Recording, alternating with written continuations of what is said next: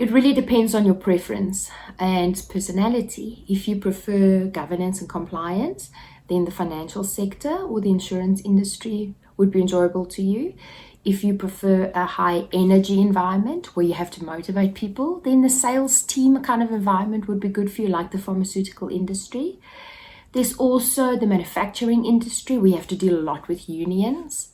So all of these industry come with a culture that would attract you, and it just purely depends on your personality and your preference.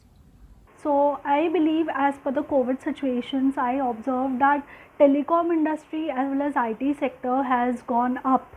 Okay, and even in the market, it has uh, reaching the sky. The stocks are reaching the sky. So, uh, and these sectors are employable and profitable as well, because there are a huge number of opportunities in IT sector nowadays, and moreover there are also many opportunities in the telecom sector, because it has been increasing day by day and they have a pressure to improve their sectors day by day. So they need people, and therefore it comes to recruitment, and therefore I believe yes, these two sectors are employable.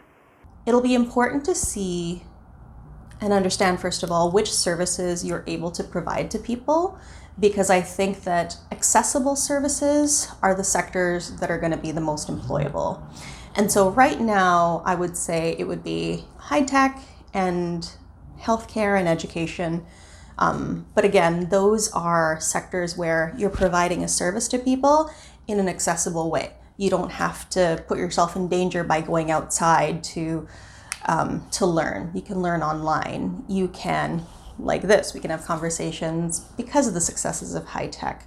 So it'll be interesting, and I certainly counsel clients to be mindful of your skills and your strengths, and to watch and be mindful to see where you think you fit.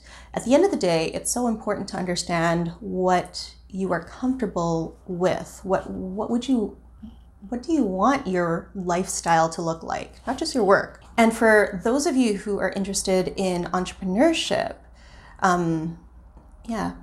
it'll be interesting to see what innovative things you come up with, and which services you're even dreaming up to fit into the existing sector, or to see which sectors pop up that don't even exist today.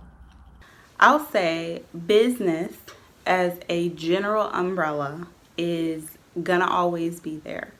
And when I say the word business, I mean like people who have like an MBA degree, people who have like an HR degree, degrees that are very fluid because you can put them across several sectors, communication degrees.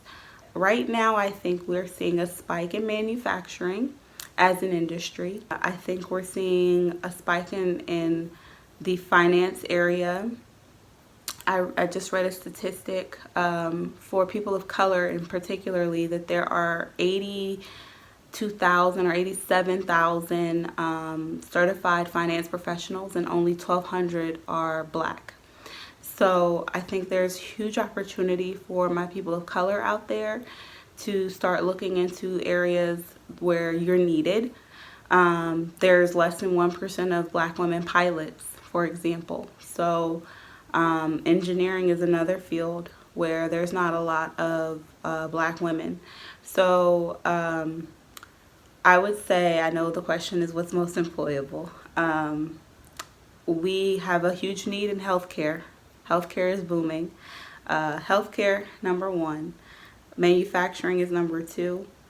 And I think just kind of the service field, customer service, help like food, the fields where people need stuff.